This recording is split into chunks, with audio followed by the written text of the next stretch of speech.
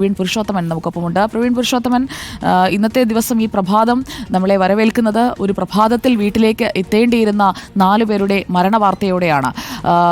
വിമാനത്താവളത്തിൽ നിന്ന് ഇവരെ കൂട്ടിക്കൊണ്ടുവരാനായി 2 പേരുടെയും വരൻ്റെയും വധുവിൻ്റെയും അച്ഛന്മാരടക്കമാണ് അങ്ങോട്ടേക്ക് പോയത്. ഈ വാഹനത്തിൽ ഇവർ 4 പേർ മാത്രമായിരുന്നു ഉണ്ടായിരുന്നത്.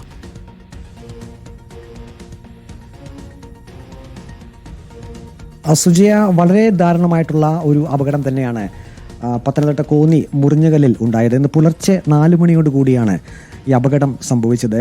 പുനലൂർ ഭാഗത്തു നിന്നും പത്തനംതിട്ട ഭാഗത്തേക്ക് പോവുകയായിരുന്ന സ്വിഫ്റ്റ് ഡിസയർ കാറും എതിർദിശയിൽ വന്നിരുന്ന ശബരിമല തീർത്ഥാടകർ സഞ്ചരിച്ചിരുന്ന ബസ്സും തമ്മിലാണ് കൂട്ടിയിടിച്ചത്.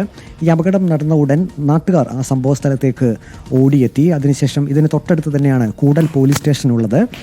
കൂടൽ പോലീസ് സ്റ്റേഷനിലും നാട്ടുകാർ ഉടൻ വിവരം അറിയിച്ചു. കൂടൽ പോലീസും ഉടൻ തന്നെ എത്തിയിരുന്നു. പക്ഷേ കാർ ഈ ബസ്സിൻ്റെ മുൻവശത്തേക്ക് പൂർണ്ണമായും ഇടിച്ചു കയറിയ നിലയിലായിരുന്നു. നാട്ടുകാർക്ക് ആദ്യം ഈ യാത്രക്കാരെ എങ്ങനെ പുറത്തെടുക്കണമെന്ന് അറിയില്ലായിരുന്നു. കാരണം ഈ കാർ പൂർണ്ണമായിട്ടും ലോക്കായി പോയ ഒരവസ്ഥയിലായിരുന്നു.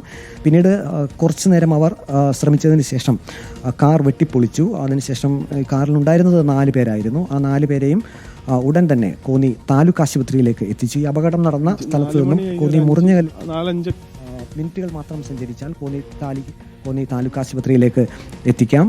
അങ്ങനെ നമുക്കൊരു പ്രതികരണം വരുന്നുണ്ട്, അതിലേക്ക് പോകാം. രാവിലെയാണ് ആ സമീപത്തൊക്കെ വീടുകളൊക്കെ ഉണ്ടായിരുന്നു, നോക്കാം.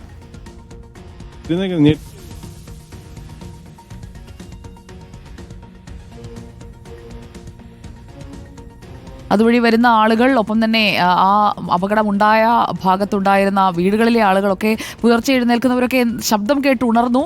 എന്നാൽ എന്താണ് സംഭവിച്ചതെന്ന് ആദ്യം അവർക്ക് മനസ്സിലായില്ല. പിന്നീടാണ് ബസ്സുമായി കാർ കൂട്ടിയിടിച്ചതാണ് എന്ന് മനസ്സിലാക്കുന്നത്. നമ്മളിപ്പോൾ ദൃശ്യങ്ങളിൽ കാണുന്ന സ്വിഫ്റ്റ് കാറാണ് അയ്യപ്പ ഭക്തർ സഞ്ചരിച്ചിരുന്ന ബസ്സുമായി കൂട്ടിയിടിച്ചത്. ഈ അപകടത്തിലാണ് വാഹനത്തിലുണ്ടായിരുന്ന 4 പേർ മരിച്ചത്. ഒരു കുടുംബത്തിലെ 4 അംഗങ്ങളെയാണ് പുലർച്ചെയുണ്ടായ അപകടത്തിൽ മുറിഞ്ഞകലിൽ വെച്ച് നഷ്ടമായിരിക്കുന്നത്. കാറും ഒരു മിനി ബസ്സുമാണ് കൂട്ടിയിടിച്ചത്. നിരവധി പേർ ഇപ്പോൾ സംഭവ സ്ഥലത്തേക്ക് എത്തുന്നുണ്ട്. പുലർച്ചെയാണ് അപകടമുണ്ടായത്. അതുകൊണ്ട് തന്നെ ആ സമയം അധികം പേർ അവിടേക്ക് എത്തിയിരുന്നില്ല. സമീപത്തുള്ള വീടുകളിലെ ആളുകൾ ഒക്കെയാണ് അവിടേക്ക് ആദ്യം എത്തിയത്. ഇപ്പോൾ തിരക്കുള്ള ഒരു വഴി തന്നെയാണ്, അതുവഴി നിരവധി വാഹനങ്ങൾ പോകാറുണ്ട്. പ്രവീൺ പുരുഷോത്തമൻ, ഈ മുറിഞ്ഞകലിൽ ഈ അപകടമുണ്ടായ ഭാഗത്ത് അപകടങ്ങൾ ഉണ്ടാകാറുണ്ടെങ്കിലും സമീപകാലത്തൊന്നും ആരും മരിച്ച ഒരു ചരിത്രമില്ലാത്തൊരു വഴിയാണ്. അത്രയ്ക്കൊന്നും അപകട സാധ്യതയുള്ളൊരു മേഖല പോലുമല്ല. മഴ പെയ്യുന്നുണ്ടായിരുന്നോ? എങ്ങനെയാണ് അപ്പുറത്തെ ലൈനിലേക്ക് വാഹനം കയറുന്നത്?